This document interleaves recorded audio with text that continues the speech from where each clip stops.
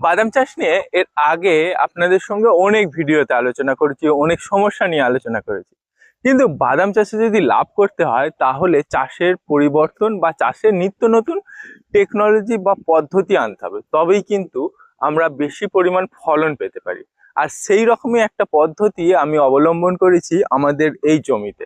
তাই আমরা যেভাবে বাদাম চাষ করি তার পদ্ধতি যদি না আমরা চেঞ্জ করি তাহলে কিন্তু ফলন ঠিকমতো হবে না। আমরা আগের বছর একটা পদ্ধতি অবলম্বন করেছিলাম যেটায় আমরা ব্যাপক ফলন পেয়েছি। আর আপনাদের তারই একটা রেজাল্ট আপনাদের আগে দেখাই। আমি যে জমিটায় আছি দেখুন, এই যে জমিটা দেখতে পাচ্ছেন গতানুগতিক পদ্ধতিতে লাগানো, দেখতে পাচ্ছেন গাছ আছে, কোথাও আবার ফাঁকা ফাঁকা গোটা জমি। কিন্তু পদ্ধতিগত চেঞ্জ করার ফলে এই জমিটা দেখুন, এক একটা লাইন কতটা চওড়া দেখতে পেয়েছেন, এবং এতে গাছের পরিমাণও অনেক বেশি তুলনামূলক এই গাছ।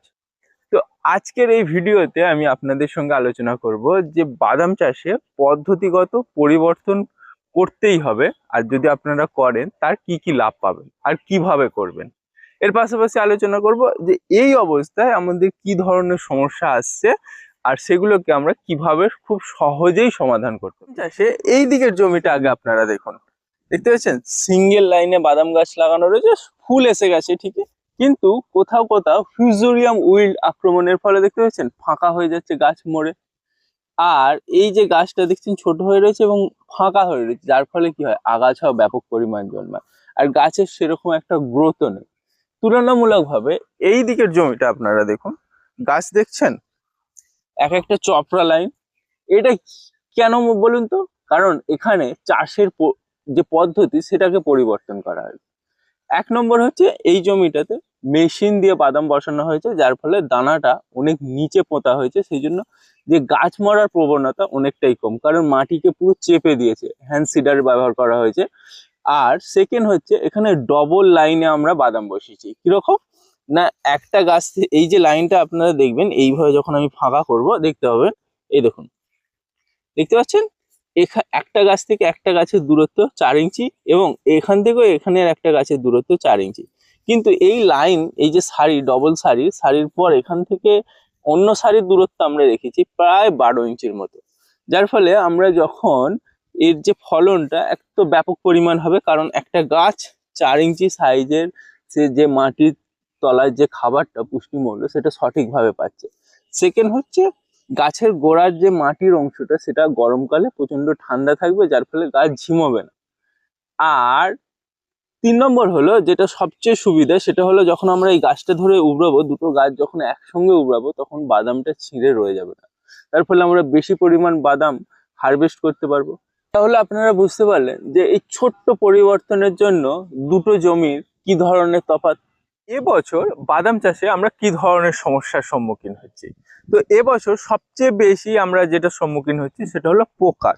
আর এই পোকার আক্রমণ কিন্তু আমাদের জমিতেও ব্যাপক পরিমাণ দেখা যাচ্ছে। সেটা হচ্ছে এই ধরনের পাতা একদম খেয়ে, এই যে খেয়ে একদম জালি করে দিচ্ছে, আর যেখানটা হচ্ছে এরকম গোল আকারে হয়ে যাচ্ছে। আর ভালো করে আপনারা যদি ফার্স্ট সকালে বা সন্ধ্যের দিকে এসে দেখেন তাহলে দেখতে পাবেন যে কোথা থেকে অজস্র লেদা পোকা এই পাতার তলায়, সবুজ কালারের লেদা পোকা পাতার তলার এই সবুজ অংশটা কুড়ে কুড়ে খেয়ে নষ্ট করে দেয়।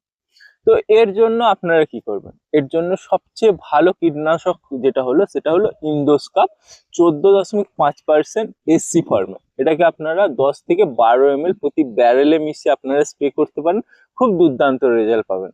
আর এটা যদি না পান তাহলে আপনারা অ্যাসিফেক্স 90% যেটা পাওয়া যায় সেটাকে আপনারা মাত্র 15 গ্রাম প্রতি ব্যারেলে মিশিয়ে যদি এই গাছে স্প্রে করেন তাহলে এই পোকাটাকে কিন্তু একবারে পুরোপুরিভাবে নির্মূল করতে পারবেন, এবং কিছুদিনের মধ্যেই দেখতে পাবেন আপনার বাদাম জমিটা আবার আগের অবস্থায় ফিরে। সবচেয়ে যে বড় সমস্যাটা সেটা হলো ছত্রাকের আক্রমণ। আর এই ছত্রাকের আক্রমণ নিয়ন্ত্রণ করতে আপনারা কিন্তু ব্যাপক পরিমাণ নাজেহাল হয়ে যাচ্ছে। যদিও আমার জমিতে সেরকম ওই ধরনের রোগ দেখা যাচ্ছে না এবছর, আর একবার স্প্রে করা হয়েছে, কিন্তু আমার যে পাশের জমিটা আছে এই জমিতে আপনারা দেখতে পাচ্ছেন যে অজস্র মাঝে মাঝেই কিন্তু গাছ মরে গেছে। আর এই যে রোগটা হলো, এই রোগটা হলো ফিউজোরিয়াম উইল্ট নামক এক ধরনের ছত্রাক আছে, সেই ছত্রাকের জন্য এই রোগটা হয়। দেখতে পাচ্ছেন এই জায়গায় একটা গাছ মরেছে, দেখুন পুরো গাছটা আমি যদি উবড়াই তাহলে দেখবেন এই গোড়াটা আস্তে আস্তে কালো হয়ে পচে গেছে এবং গোটা গাছটা শুকিয়ে মারা গেছে, কারণ জল পাচ্ছে না ওপরে, সেই জন্য মারা গেছে। আর এই ফিউজোরিয়াম উইল্ট মাটিবাহিত এক ধরনের ছত্রাক, যেটা আপনার শুকনো মাটিতেও প্রায় 1.5 বছর পর্যন্ত এদের যে স্পোর গুলো বেঁচে থাকতে পারে। তাহলে আপনি বুঝুন যে আপনার জমিতে যদি ফিউজোরিয়াম উইল থাকে, সেটাকে কিন্তু আপনারা খুব সহজে মারতে পারবেন না।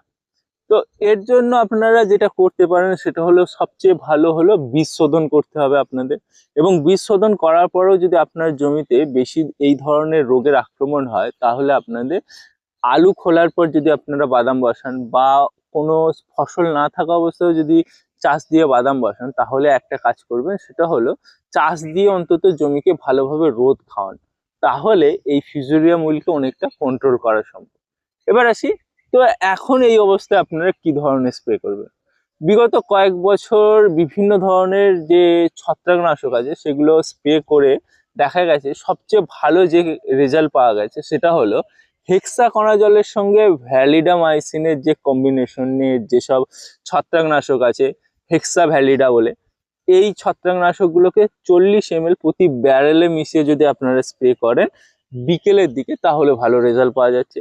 বা ডাইফেনকোনাজলের সঙ্গে ভ্যালিডামাইসিন মিশ্রিত যে ছত্রাকনাশকগুলো আছে, এগুলোকেও 40 ml ব্যারেলে মিশিয়ে যদি আপনারা স্প্রে করেন, তাহলেও ভালো রেজাল্ট দেখা যাচ্ছে এই ফিউজোরিয়াম উইল্টের জন্য। আমি আপনাদের বোঝাতে পারলাম যে বাদাম চাষে প্রতি বছর একই জমিতে যদি আপনারা বাদাম চাষ করেন, তাহলে গতানুগতিক পদ্ধতি পরিবর্তন করে মাঝে মাঝে অত্যাধুনিক পদ্ধতিগুলোকে অবলম্বন করা উচিত, যাতে বাদাম চাষে ফলনটা আপনারা বেশি পেতে পারেন।